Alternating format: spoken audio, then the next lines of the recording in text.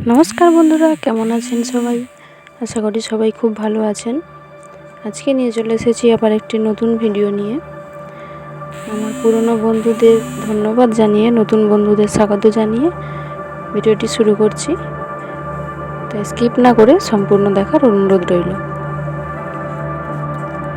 আজকে বানাবো বেগুন ভাপা। আপনারা অবশ্যই বাড়িতে একবার ট্রাই করে দেখবেন, খেতে খুবই সুস্বাদু হয়। আমি এখানে একটা বেগুন নিয়ে নিয়েছি।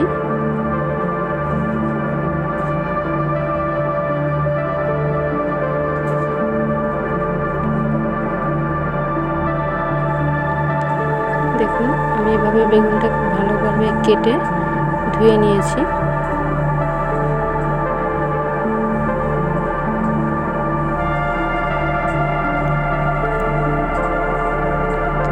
এরপর আমি এখানে নিয়ে নিয়েছি কালো সরষে, পোস্ত এবং দুটো কাঁচা লঙ্কা। খুব ভালোভাবে আমি এটা পেস্ট করে নেব। পেস্ট করে আমি এখানে বেগুনের মধ্যে খুব ভালোভাবে এটিকে মাখিয়ে নিচ্ছি এবং দিয়ে দিচ্ছি পরিমাণ মতো হলুদ গুঁড়ো, পরিমাণ মতো লবণ এবং কিছুটা সরষের তেল দিয়ে খুব ভালোভাবে আমি বেগুনের সাথে এগুলো মাখিয়ে নিচ্ছি।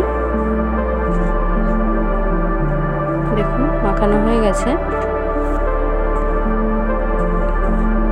এরপর আমি একটি টিফিন বক্স নিয়ে নিচ্ছি এবং টিফিন বক্সে এখানে আমি কিছুটা সরষের তেল দিয়ে দিচ্ছি।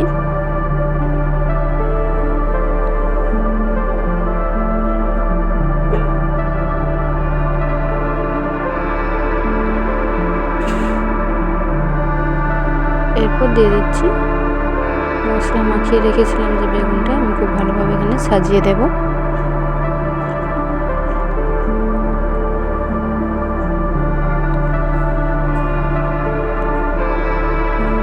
মশলার যেটুকু জল ছিল আমি সেটা দিয়ে দিচ্ছি এখানে। এরপর আমি এখানে দুটো কাঁচা লঙ্কা চিড়ে এবং কিছুটা সরষের তেল ওপর থেকে দিয়ে ঢাকনাটা লাগিয়ে দেব।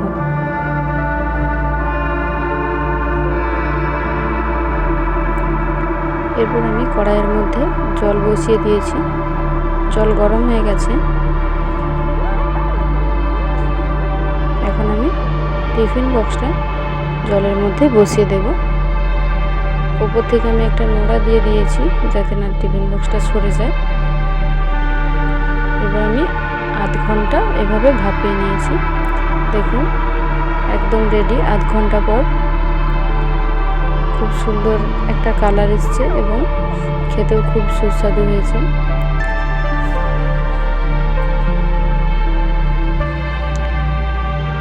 আপনারা অবশ্যই বাড়িতে ট্রাই করে দেখবেন। কেমন লাগলো ভিডিওটি অবশ্যই জানাবেন। ভালো থাকবেন, সুস্থ থাকবেন। দেখা হবে পরের একটি ভিডিওতে।